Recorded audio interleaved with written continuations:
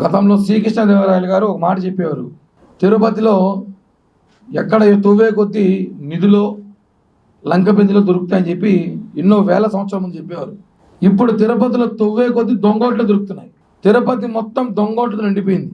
దొంగోట్ల జిల్లా పెట్టచ్చు దీనికి పేరు. చిత్తూరు జిల్లా తీసేసి తిరుపతి జిల్లా తీసేసి దొంగోట్ల జిల్లా కొత్త పేరు పెడితే బాగుంటుంది. నామకరణం చేయమని చెప్పి సీఎం గారిని కోరుకుంటున్నా. సిగ్గుండాలండి. అధికారులు ఎంత దారుణం అంటే, దొంగల కన్నా ఎర్రచందనం దొంగల కన్నా దారుణంగా అధికారులు తయారైపోయారు ఈ ప్రభుత్వం 4 ఏళ్లలో. దొంగోట్లు చిన్నపిల్లలు స్కూల్ కాపీ కొడతారు కదా, ఎగ్జామ్స్ కాపీ, అలా అయిపోయిన పరిస్థితి. వాళ్ళు శిక్షిస్తూ ఉంటాం మనం, సస్పెండ్ చేసాక. అసలు చిన్న నేరం చేస్తేనే జైల్లో పెడతారు. ఉదాహరణకి తిరుమలలో మనం చూస్తూ ఉంటాం, దేవుని ప్రసాదం లడ్లు 2 లడ్లు అమ్ముకున్నా పట్టుకున్నా వాడు 14 రోజులు జైల్లో ఉంటాడు. ఇలాంటి వాళ్ళకి సస్పెన్స్ సరిపోదు, వీళ్ళు జైల్లో పెట్టాలి.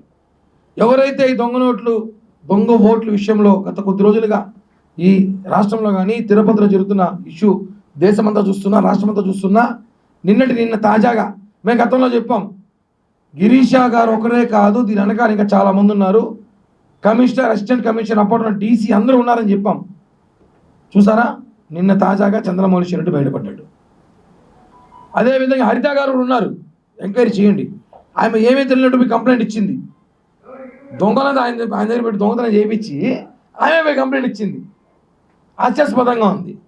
ఒకటి చెప్తున్నాం, ఈరోజు దొంగతనం చేసి దొంగ అని అంటారు. ఈరోజు మీరు దొంగనా లేక అధికారా? దొంగ అధికారి. తిరుపతిలో ఎంపీ ఎలక్షన్లో 2021 ఎంపీ ఎలక్షన్లో 38,000 దొంగోట్లు ఆయన ఐడి, ఆయన లాగిన్, ఆయన పాస్వర్డ్ ద్వారా చేశాడని చెప్పి అందరూ చెప్తున్నాము. గతంలో చెప్పాము, కేసులు వేసాము. చివరికి ఎలక్షన్కి ఇప్పుడు నెల ముందు బయటపడ్డాయి. అదే లాగిన్లో జరిగినట్టు ఆ లాగిన్ ఐడి ఎవరు ఇచ్చారు? అసలు ఆయన విఆర్ఓనే కాదు, ఆయనకి ఏం సంబంధం? ఎన్నికల అధికారికి ఆయనకి ఆ హోదాని ఇవ్వలేదంట. ఆ హోదా ఇవ్వకపోయినా ఆయనే సొంతంగా హోదా క్రియేట్ చేసుకొని ఎలాగో మంచిది ఎన్నికల అధికారం చెప్పుకోవాలి, ఎక్కడైనా చెప్పుకోకుండా పని కానిచ్చుంటున్నాడు. తిరుపతిలో ఎంత విచ్చలవిడిగా స్థానిక ఎమ్మెల్యే కానివ్వండి, ఇక్కడ మంత్రి గారు కానివ్వండి, పెద్దిరెడ్డి గారు కానివ్వండి, వీళ్ళ అన్నుదండలు చూసుకొని చాలా దారుణంగా తిరుపతిలో దొంగోట్లు వేయించుకొని మొన్న ఎంపీ ఎలక్షన్ గెలిచారు. ఎంపీ మేము గతంలో చెప్పాం, ఆయన తిరుపతికి మాత్రం ఎంపీ కాదు, రాయలసీమకంత ఎంపీ, ఏకైక ఎంపీ అని చెప్పాం. అది నిజమే కదా.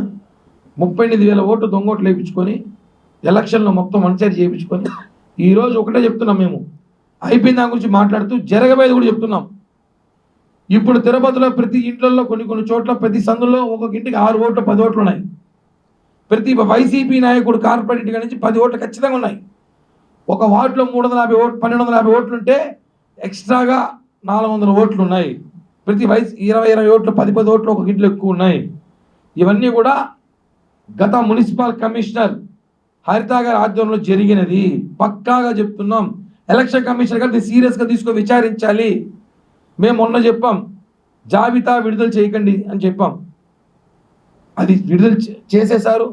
కానీ మళ్ళా చూసాం, దాంట్లో కూడా చూస్తే ఇప్పటికీ 30,000, 25,000 ఓట్లు దొంగోట్లు ఉన్నాయి తిరుపతిలో. అవన్నీ ప్రతిరోజు ఇంటికి తిరుగుతున్నాం, సర్వే చేస్తున్నాం. ప్రతి ఇంటికి పోయినా చచ్చిపోయిన వాళ్ళు ఓట్లు ఉన్నాయి, ట్రాన్స్ఫర్ ఓట్లు ఉన్నాయి, పాకిస్తాన్లో, ఆఫ్ఘనిస్తాన్లో 7 ఓట్లు ఉన్నాయి. ఏంటి పరిస్థితి అర్థం కాలేదు. ఇవన్నీ ఎలా వచ్చిందంటే గత కమిషనర్ గారు దొంగోట్లు ఎక్కించారు. ఆయన లాగిన్లో జరిగింది, విచారించండి. అలాగే ప్రజలని అమాయకులు ఏదో బస్సులు పెట్టారు, ఓట్లేసి వెళ్ళిపోయారు. ఈ విషయంలో అధికారులను బలు వసూలు చేశారు. అసలు నిందితులు ఎవరు దీంట్లో? మన జిల్లా మంత్రి, మన 2 జిల్లాల మంత్రి పెద్దిరెడ్డి రామచంద్ర గారి హయాంలో జరిగింది ఇది. ఈ ఎలక్షన్ జరిగింది ఆయన హయాంలో. ఇప్పుడు ఆయన మీద ఎలక్షన్ కమిషన్ ఏమైనా చర్యలు తీసుకుంటారా? ఎలక్షన్ కమిషన్ ఇక్కడ ఉన్న మంత్రులు, ఎమ్మెల్యేలు, ఈ తిరుపతి పార్లమెంట్ సంబంధించిన ఎమ్మెల్యేలు కానివ్వండి, మంత్రి పెద్దిరెడ్డి గారు, మిథున్ రెడ్డి వీళ్ళందరూ సమక్షంలో జరిగిన ఎలక్షన్ కాబట్టి వాళ్ళ మీద చర్యలు తీసుకుని ఎలక్షన్లో పోటీ చేయకూడదని చెప్పి ఏమైనా చర్యలు తీసుకుంటారా? వాళ్ళు ఎలక్షన్కి పోటీ చేయడానికి అనర్హులు. కాబట్టి ఈ విషయాన్ని ఎలక్షన్ కమిషన్ సీరియస్గా తీసుకోవాలి. దీని మీద పెద్ద ఎత్తున పోరాటం చేయాల్సిన అవసరం ఉంది.